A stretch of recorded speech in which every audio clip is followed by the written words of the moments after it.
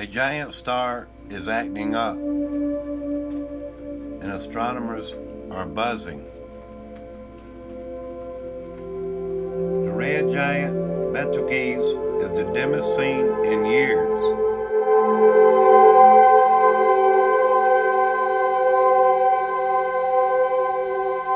Prompting some speculation that the star is about to explode. The constellation Orion is one of the most recognizable patterns in the night sky, visible around the world. But if you looked at Orion recently and thought something seemed off, you're not wrong. The giant red star Betelgeuse, which marks the hunter's right shoulder, is the dimmest it's been in almost a century.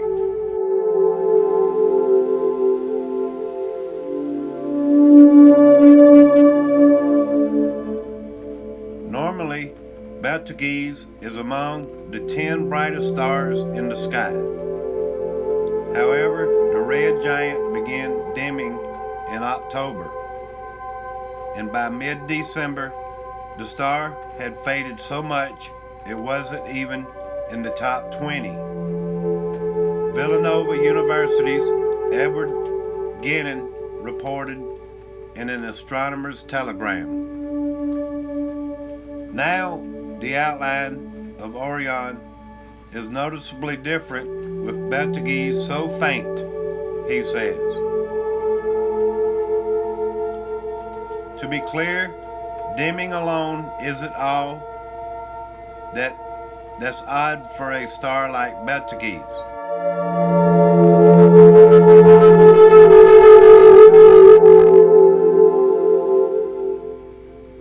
It's what's known as a variable star, and its shifts in brightness have been closely studied for decades. However, it is unusual for one of the sky's most prominent points of light to fade so noticeably, prompting scientists to consider the possibility that something more exciting could be about to happen. Betelgeuse might explode and die, briefly blazing brighter than the full moon before vanishing from our night sky forever.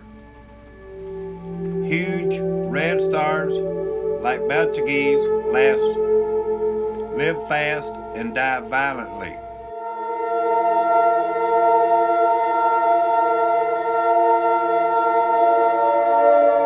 Exploding in stellar events called supernova that are visible across vast distances. So while Betelgeuse is relatively a young star, only about 8.5 million years old, astronomers know that it is nearing the end of its life. The biggest question now is, when will it explode in a supernova?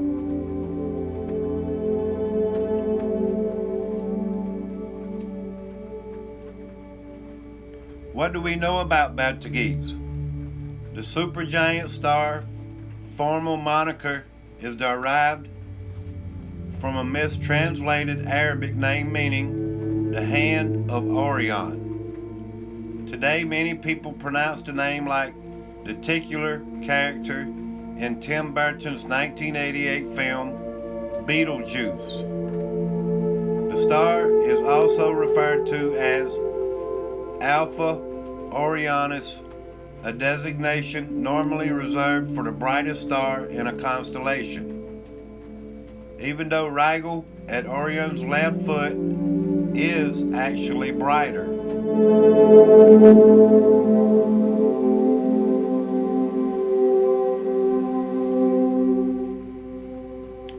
Betelgeuse is huge and bloated, wielding 20 times the sun's heft. If you swapped out the sun and replaced it with Betelgeuse, the red star would swallow Mercury, Venus, Earth, Mars, the asteroid belt, a couple of spacecraft, and maybe Jupiter, Saturn would suddenly be quiet, toasty.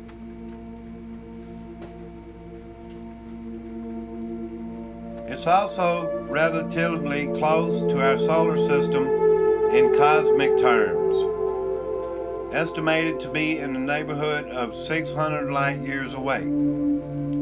So when this star detonates, the explosion will be bright enough to cast shadows on Earth at night and will be visible during the day for a few months.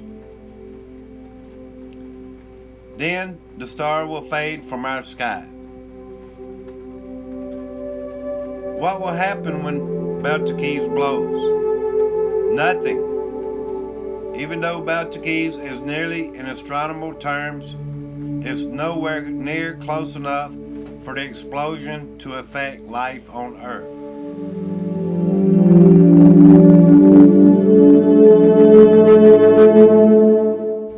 Astronomers calculate that it would take about 6 million years for the shock wave and any cold diffused debris to reach the solar system. And even then, the sun's protective bubble will shield us from the splattered star guts. Instead, once astronomers see that Betelgeuse is going to go supernova, you should get to a clear northern sky as quickly as possible and enjoy the show. It would be so incredibly cool, Nance says, by far and away the most incredible thing to happen in our life. So, is that actually about to occur? That is the big mystery, and it's one of the reasons why the star's current behavior is intriguing. Scientists suspect that a precipitous drop in brightness could portend a star's demise. As massive stars near the end of their lives, they experience insane and violent mass loss. In theory, all that ejected dust could shroud and darken the nearly dead star, causing it to dim from our perspective right before it goes supernova. In practice, though, it's not yet certain whether stars are darkest before they blow. No one has yet been able to closely study a doomed star before, during, and after its demise. Is it normal for Betelgeuse to be dimming? Yes, Betelgeuse is classified as a semi-regular visible star, meaning that its brightness semi-regularly changes. Millennia ago, Australian Aborigines noted the star's fluctuating luminosity, and British astronomer John Herschel recorded the phenomenon in 1836. Most recently, the American Association of Variable Star Observers have been compiling observation of Betelgeuse fits and starts.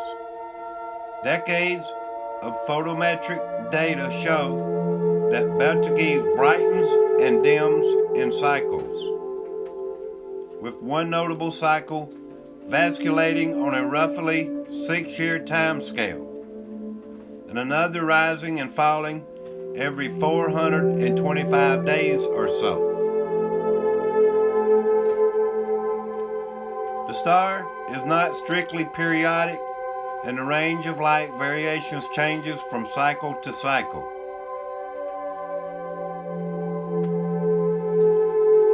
Betelgeuse is the dimmest it has been since more precise monitoring began around a century ago. The second duskiest observations on record date back to the mid-1920s. The reasons for these changes and variations are somewhat unclear. Guinan and others say that the supergiant stars like Betelgeuse have mottled surfaces containing massive convective cells that shrink and swell, which cause such stars to darken and brighten, but that's not the whole story.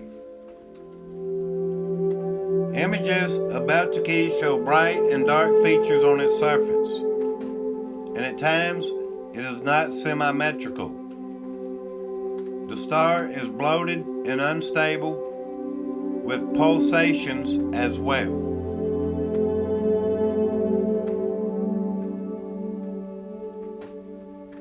Betelgeuse is dramatically dimmer now because two of its cycles are overlapping at minimal brightness. In essence, the star is approaching the dimmest points in both its 6-year and 425-day cycles, an intersection that makes the star's normal fluctuations appear more sinister. After looking through 25 years worth of prior data, the star will continue to fade for another couple of weeks before gradually turning back on.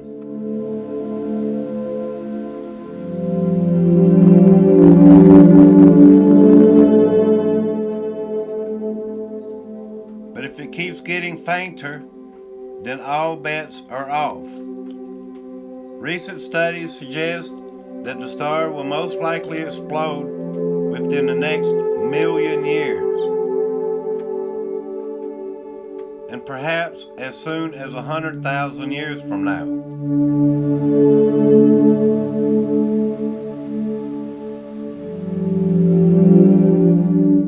Or maybe Betelgeuse has already exploded and we have not seen it happen yet.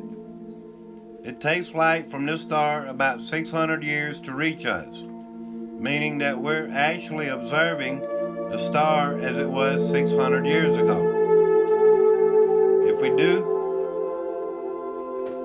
see it detonate in our sky anytime soon, that means the star actually blew up sometime during the European Middle Ages, and light from the blast is just reaching Earth. Either way, scientists are excited to keep watch on Betelgeuse and see what sort of surprises the star has in store. It's actually quite rare to study a star this well pre-explosion. Whenever that happens, this would inevitably yield cool and interesting ideas for what happens to stars right before they explode.